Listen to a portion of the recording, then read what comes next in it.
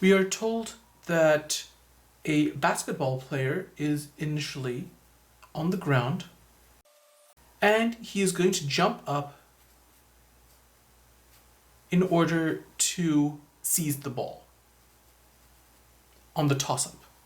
So our two photos are one, when he's on the ground, and two, when he reaches the ball. I will set upwards as being positive y. Now, let's create our table. The thing that we were looking for in this question was what was his jumping velocity. So that would be his initial velocity as he comes up off the ground. What do we know? We know that he reaches a height of 1.25 meters in order to reach the ball. We know that his acceleration was negative 9.81 meters per second squared.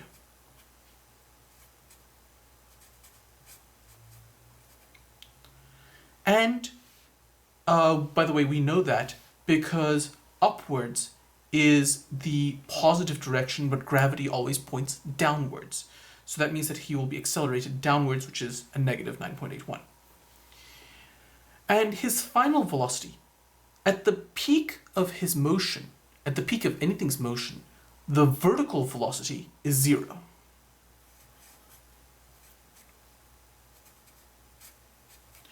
So now we know displacement, final velocity, and acceleration, and we are looking for the initial velocity. There is only one equation that weaves together all four of these quantities, and that's toolbox equation 4, which says v final squared minus v initial squared is equal to 2 times acceleration times delta y. So v final, 0, minus v initial, unknown, is equal to 2 times a, negative 9.81, times delta y, 1.25. So 2 times negative 9.81 times 1.25 gives us negative 24.525. So 0 squared obviously is 0, so we're left with negative v initial squared is equal to negative 24.525. The minus sign and the minus sign here will cancel, and so we end up with vi squared equals positive 24.525. So all we have to do is flip the sign and take the square root. 4.95 seconds. Sorry, 4.95 j hat meters per second. So this was the jump velocity of the basketball player in order to jump a distance of 1.25 meters upwards.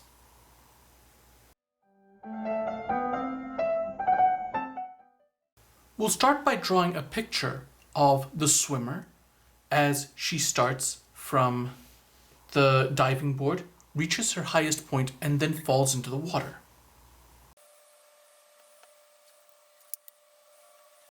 I will call her initial point photo 1,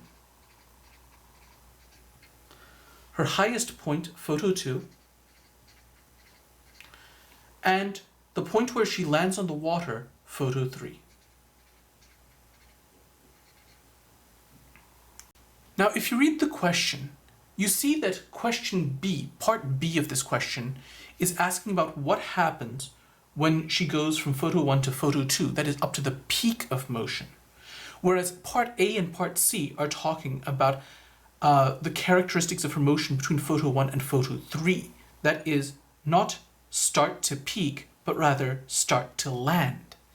So that means that this is really two different questions in one. So let us write down all of the information that we know But let us also explicitly state whether we're talking about whether it's going from start to peak or whether it's going from start to land. First, of course, I need to set my origin and axes. I'm going to set my origin on the surface of the water, and I will set upwards as being positive. So, delta y, v initial. I'm going to start with part B. Part B was asking, what is her maximum height above her starting point? That would be asking, what is her displacement? But what do we know? We know that she jumped with a velocity of 4 j hat meters per second. The acceleration due to gravity is the usual negative 9.81 j hat meters per second squared. Again, negative because acceleration due to gravity is always downwards and we set upwards as positive. But the other thing that is relevant is the fact that she's at the peak. And at the peak, an object will have 0 vertical velocity. So her final velocity is 0.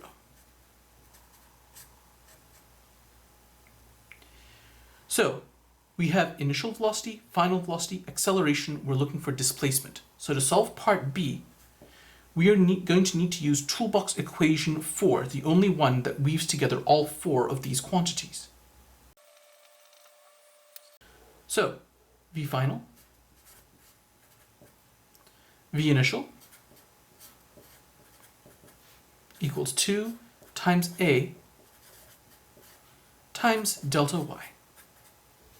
So 0 squared is 0 minus 4 squared is 16, so this whole left side turns into negative 16. 2 times negative 9.81 gives us negative 19.62 times delta y squared. Sorry, delta y.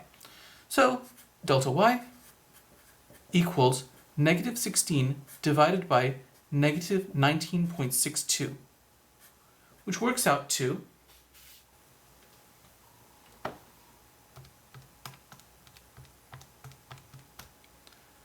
0.82 meters.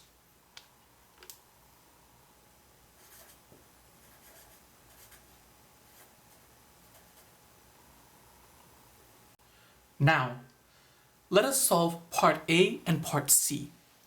Part A and part C, we're respectively asking for how long does it take for her to land in the water? So that's part A. And what is her velocity when she hits the surface of the water? That would be part C. Now, what are the things that we know? Well, first of all, she's falling under gravity, so once again, the acceleration will be negative 9.81 j hat meters per second squared. Her initial velocity in photo 1 was still the usual 4 j hat meters per second. But now we know how far she fell. The displacement between photo 1 and photo 3 was negative 1.8 j hat meters because her feet are 1.8 meters higher in photo 1 than what they are in photo 3. She has descended by 1.8 meters, so her displacement is negative 1.8 meters. Let's solve for part A first. We have displacement, initial velocity, acceleration, and we're looking for time. There's only one equation that weaves together all 4 of those quantities, and that's toolbox equation 2. Delta y is equal to v initial times time plus 1/2 acceleration times time squared. So delta y is negative 1.8 is equal to v initial, which is 4 times t, plus 1/2 times acceleration, negative 9.81, times t squared. So simplifying this, half of negative 9.81 will give us negative 4.905 t squared, plus 4t. And I'm going to move the 1.8 to the other side. That makes it a plus 1.8 is all going to be equal to 0. So this is a quadratic equation, and we can apply the quadratic formula. So t is equal to negative b plus minus the square root of b squared minus 4ac over 2a. So negative b plus or minus the square root of b squared minus 4ac all over 2a, which equals negative b plus or minus square root of b squared minus 4ac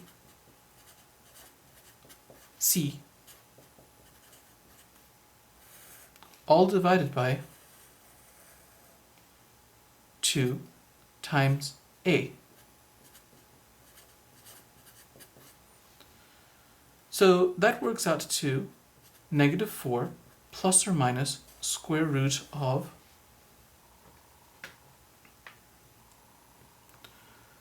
b squared minus 4ac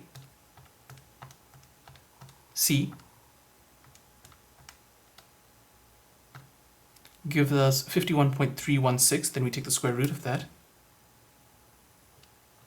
That's 7.16. So the way I've written it, I'll put down the square root of 51.316, all divided by negative 9.81, which works out to negative 4 plus or minus 7.16 over negative 9.81. Now, if I take the positive side of this, that's going to give me negative 4 plus 7.16, and then I'll divide it by another negative number. So a positive divided by a negative would give me a negative. So that can't be the answer, because we need a positive time. Instead, we'll do negative 4 minus 7.16, and then divide that by negative 9.81. So, negative 4 minus 7.16 divided by negative 9.81 gives us 1.14 seconds.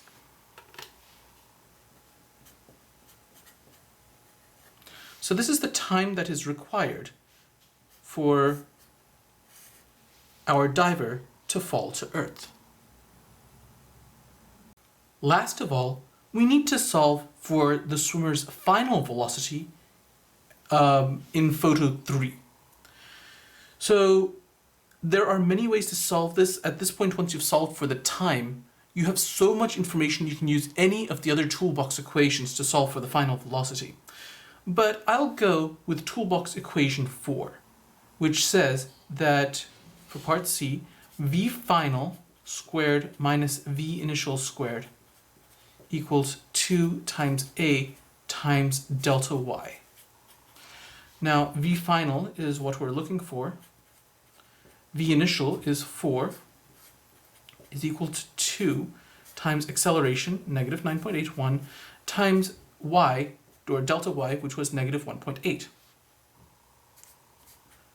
V final squared minus 4 squared is 16 is equal to 2 times 9.81 times 1.8 2 times 9.81 times 1.8, which is 35.316.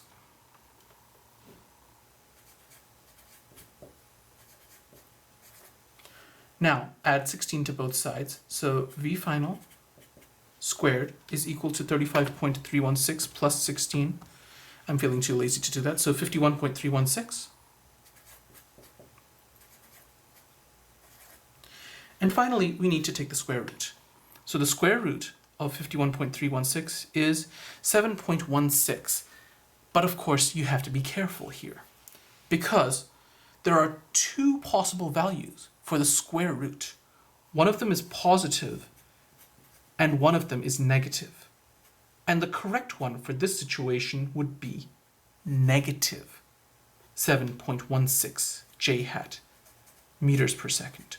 And the reason is because our heroine is falling into the pool.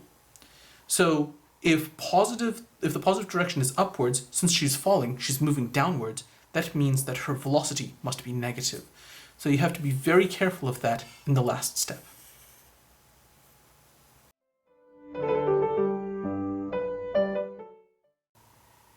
In the first part of this question, we were shown a cliff.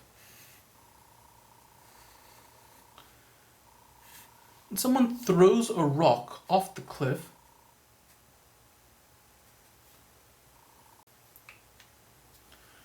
The rock ascends and eventually lands. Let's say that photo 1 corresponds to where the rock was thrown and photo 2 to where the rock lands. This first part of the question was asking how tall is the cliff? So that is going to be equal to the displacement of the rock. So realistically, we should say the distance from the initial position to the rock to the base of the cliff. But in any case, we are solving for a displacement. I'm going to set positive y as being this direction. So delta y is the unknown here. Initial velocity, final velocity, acceleration, time. The acceleration is going to be our usual negative 9.81. The time was 2.35 seconds. V final is unknown, but the rock was initially thrown upwards at 8 meters per second. So we have V initial, we have acceleration, we have time, we're looking for delta y. There's only one equation that weaves together all those quantities, and that's toolbox equation 2. So delta y is unknown, but V initial was 8, time was 2.35, plus 1/2 times negative 9.81 times 2.35 squared.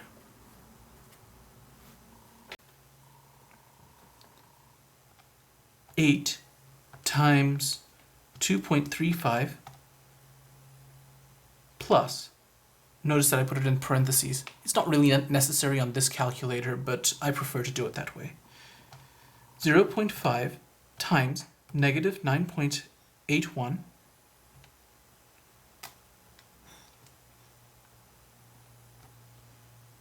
times 2.35 squared. Negative 8.29 meters.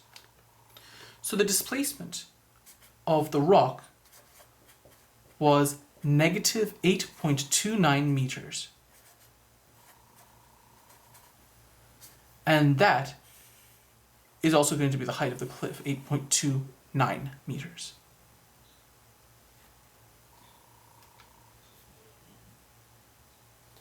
Now the second part of the question was asking what would happen if you threw the rock downwards.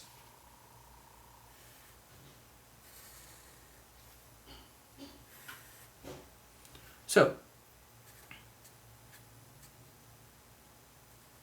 here's our hero.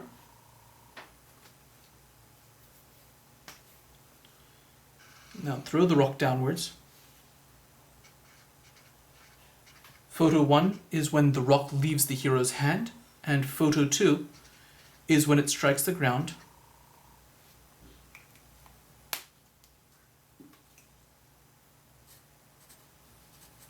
With upwards being positive y, as before.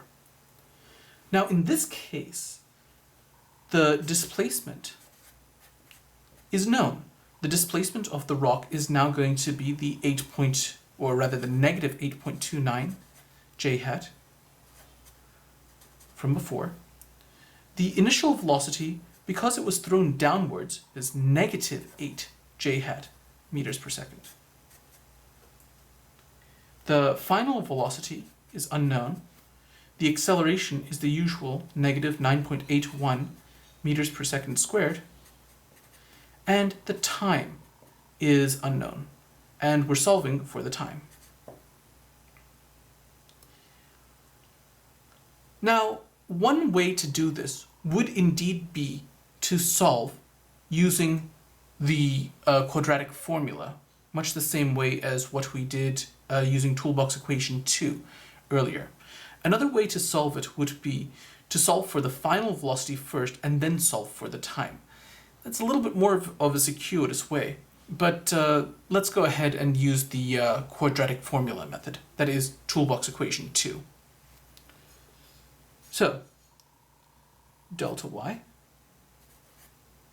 is equal to v initial times t plus 1/2 acceleration times time squared.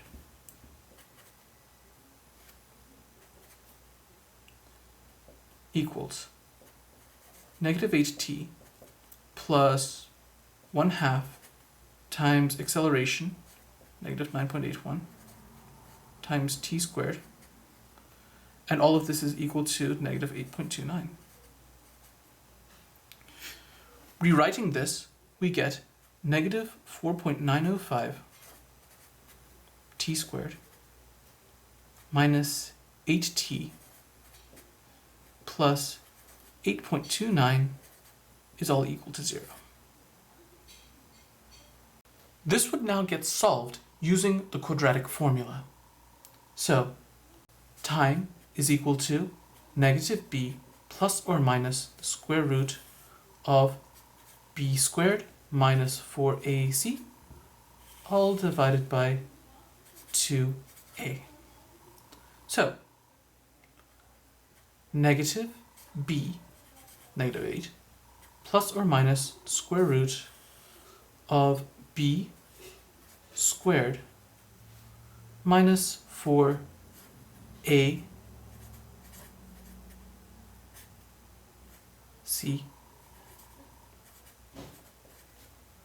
all divided by 2a, which is equal to negative 8 will become positive 8 plus or minus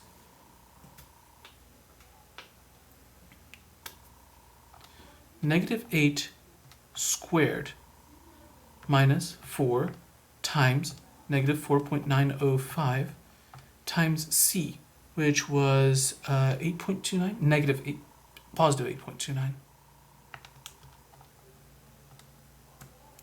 Works out to 226.65.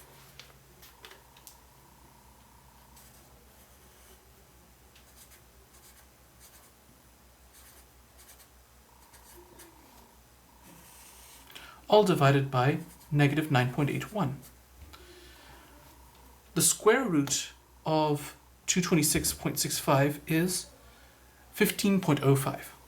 So we now have 8 plus or minus 15.05, all divided by negative 9.81. Now, 8 plus 15.05 will give me a positive value. A positive divided by a negative will be a negative. So clearly the plus side is not the correct way to go. So we have to go with the minus side instead. 8 minus 15.05 divided by 9.81. 8 minus 15.05 divided by negative 9.81 gives us 0.719 seconds.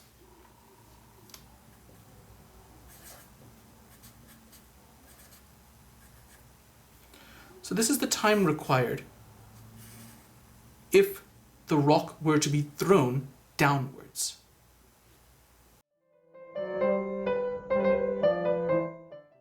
In this question, we start by drawing a picture. Picture 1, or photo 1, corresponds to when the shot put was thrown.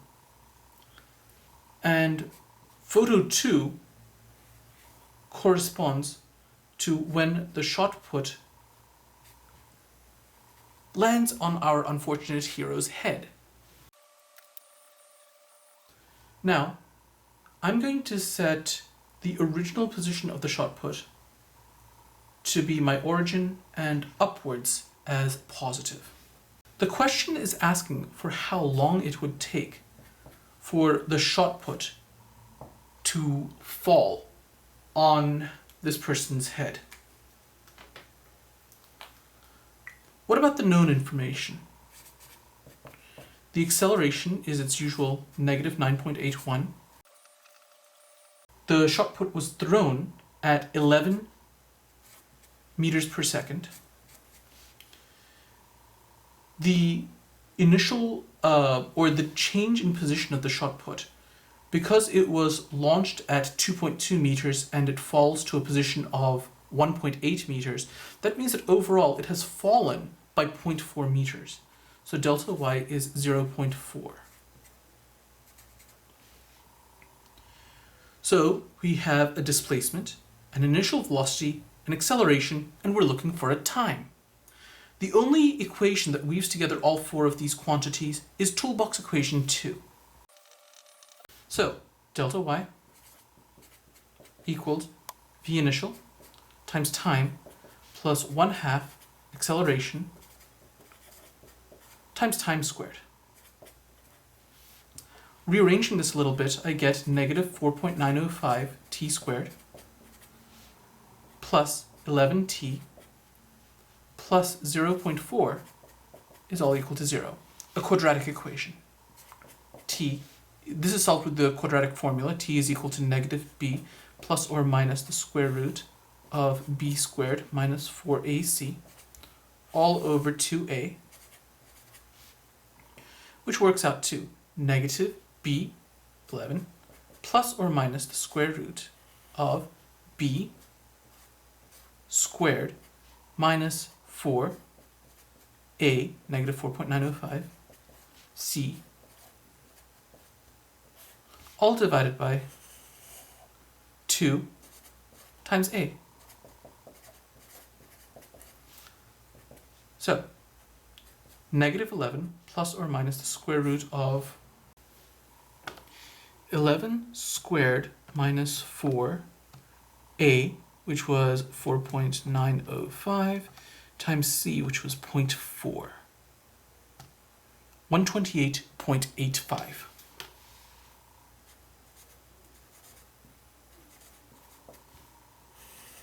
Divided by negative 9.81. The square root of 128.85 is 11.35.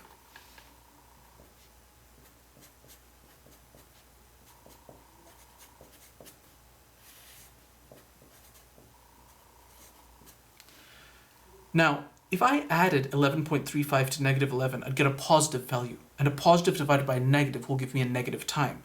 So clearly that's not the right way to go. Instead, I'm going to do negative 11 minus that. So negative 11 minus 11.35 is negative 22.35. Then that divided by negative 9.81 gives us 2.28 seconds.